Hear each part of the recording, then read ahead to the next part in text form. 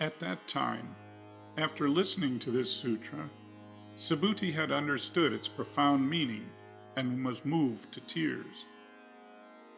He said, "What a rare and precious thing it is that you should deliver such a deeply profound teaching.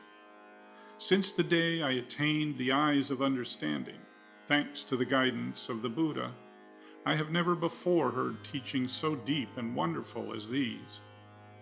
Most honored one, if someone hears this sutra and has pure and clear confidence in it, they will have a profound insight into the truth. Having perceived that profound insight, that person will realize the rarest kind of virtue. Most honored one, that insight into the truth is essentially not insight into the truth, but is what the Buddha calls insight into the truth. Most honored one, having listened to this sutra, I am able to receive and retain it with faith and understanding. This is not difficult for me, but in ages to come, in the last 500 years, if there is a person who hears this sutra, who receives and retains it with faith and understanding, then that person will be a rare one, a person of most remarkable achievement. Such a person will be able to awaken pure faith, because they have ceased to cherish any arbitrary notions of their own selfhood, other selves, living beings, or a universal self. Why? Because if they continue to hold on to arbitrary conceptions as to their own selfhood, they will be holding on to something that is non-existent. It is the same with all arbitrary conceptions of other selves, living beings, or a universal self. These are all expressions of non-existent things. Buddhas are Buddhas because they have been able to discard all arbitrary conceptions of form and phenomena.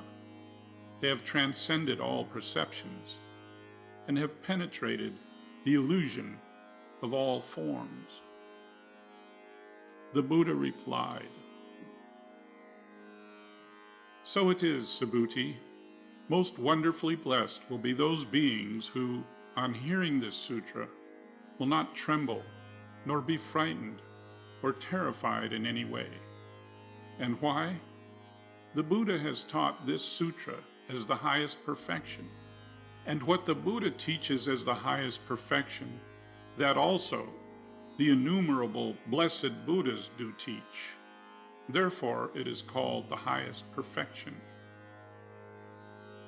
Subhuti, when I talk about the practice of transcendent patience, I do not hold on to any arbitrary conceptions about the phenomena of patience. I merely refer to it as the practice of transcendent patience. And why is that?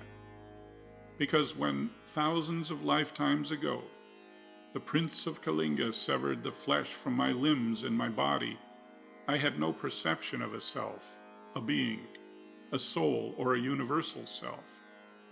If I had cherished any of these arbitrary notions at the time my limbs were being torn away, I would have fallen into anger and hatred.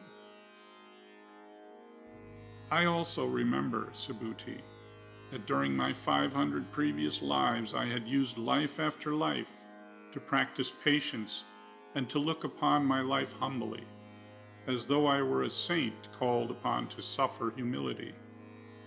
Even then my mind was free of arbitrary conceptions of the phenomena, of myself, a being, a soul, or a universal self. Therefore, Subhuti, disciples should leave behind all distinctions of phenomena and awaken the thought of the attainment of supreme enlightenment. A disciple should do this not by allowing their mind to depend upon ideas evoked by the world of the senses, by not allowing their mind to depend upon ideas stirred by sounds, odors, flavors, sensory touch, or any other qualities. The disciple's mind should be kept independent of any thoughts that might arise within it.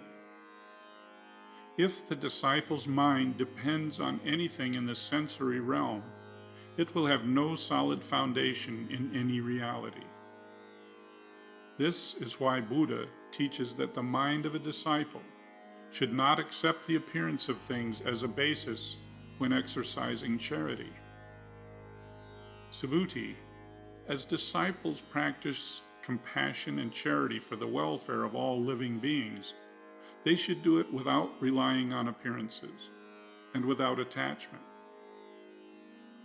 Just as the Buddha declares that form is not form, so he also declares that all living beings are in fact not living beings.